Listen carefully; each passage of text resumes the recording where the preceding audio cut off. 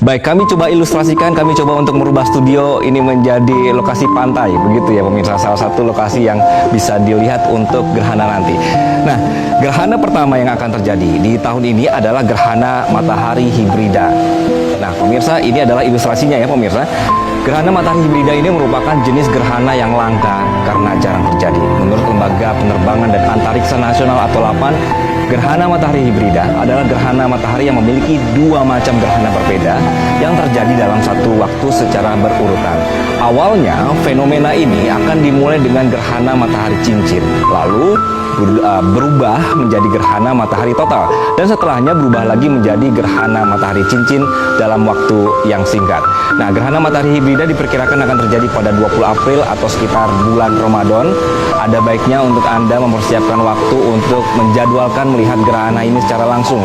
Karena meski kejadian langka ini akhirnya bisa terjadi di Indonesia, tapi ada tapinya. Sayangnya tidak semua wilayah dapat menyaksikan gerhana matahari hibrida. Nah, paling jelas gerhana ini bisa terlihat di Pulau Kisar. Kemudian pilihan lainnya Anda juga bisa melihat fenomena gerhana matahari hibrida di Pulau Maupora, Pulau Watubela, Pulau Damar, Kepulauan Antalisa, Roswar, Kota Biak, dan juga Fak-Fak. Nah, sedangkan daerah lain masih bisa melihat, namun bentuknya berbeda. Jadi sebagian saja. Di 38 ibu kota provinsi di Indonesia ini juga tetap bisa untuk melihat gerhana yang ada di sebelah kanan saya ini pemirsa. Jadi gerhana matahari sebagian ini akan misalnya di Jakarta ini akan terlihat mulai dari jam setengah 10 sampai jam 12 siang. Durasinya berlangsung selama hampir 2,5 jam. Jogja ini akan menjadi ibu kota provinsi paling awal yang memulai gerhana matahari sebagian, sedangkan Medan akan menjadi yang terakhir, sehingga Anda bisa pilih kalau beneran mau melihat gerhana matahari hibrida. Tadi ada cincin, ada total gitu ya. Anda bisa ke pulau-pulau di bagian timur Indonesia. Tapi kalau misalnya tidak, ya happy-happy saja bisa melihat gerhana matahari sebagian. Tapi jangan lupa, Anda tetap membutuhkan alat bantu kacamata gerhana untuk melihatnya supaya tidak berakibat fatal bagi penglihatan. Baik, kita lanjutkan. Dari fenomena gerhana matahari, kita bergeser ke gerhana bulan yang juga akan terjadi di tahun ini pemirsa. Yang pertama adalah gerhana bulan penumbra. Kita bisa munculkan bulannya di sebelah kanan saya. Oke, sambil menunggu pemirsa. Jadi ini akan terjadi pada sekitar tanggal 5 atau 6 Mei. Gerhana bulan penumbra ini terjadi ketika seluruh bagian bulan berada di bagian penumbra. Jadi tidak seperti gerhana bulan total, gerhana bulan penumbra ini masih menampakkan bulan meski warnanya suram. Itu aja sih bedanya sebenarnya ya. Nah, gerhana bulan ini bisa disaksikan langsung dengan mata telanjang karena fenomena ini tidak membahayakan kesehatan mata. Tapi ada tapinya lagi, nih ada masalahnya juga. Gerhana bulan penumbra ini sering sulit diamati dengan mata telanjang karena terjadi di malam hari dan bulan tampak redup atau gelap. Nah, gerhana bulan ini akan lebih terlihat jika posisi bulan dalam keadaan penuh atau purnama. Saat terjadi gerhana bulan penumbra, bayangan bumi di permukaan bulan ini bisa terlihat jika menggunakan teleskop. Nggak apa-apa, nanti kita coba cari tempat-tempat yang ada teleskopnya ya. Oke, ini kita ilustrasikan, sudah berubah bulannya.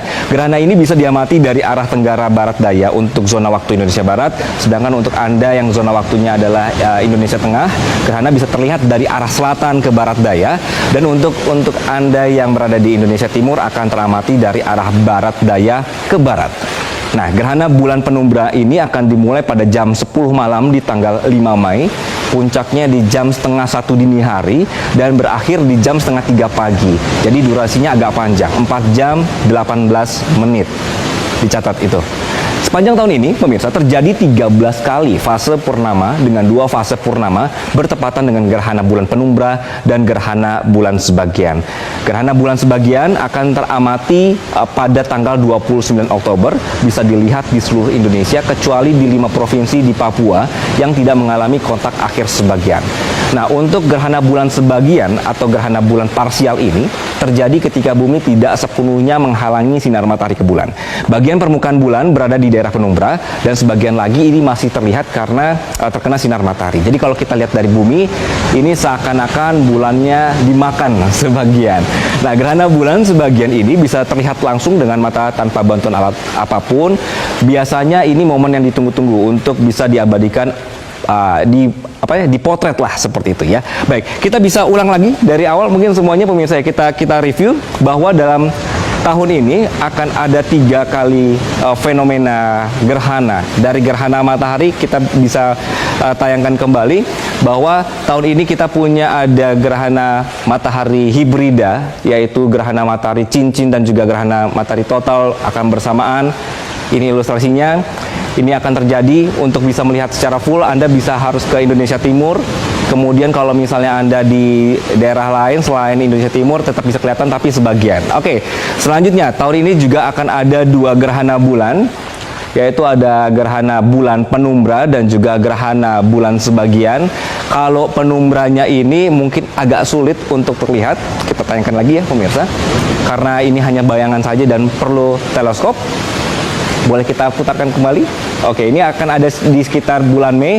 Kemudian yang terakhir nanti adalah ada yang namanya gerhana bulan sebagian, ya, atau juga parsial, yang juga akan muncul di Indonesia. Jadi warnanya merah begitu. Sekian Metropedia pekan ini pemirsa. Kita bertemu lagi di lokasi menonton gerhana.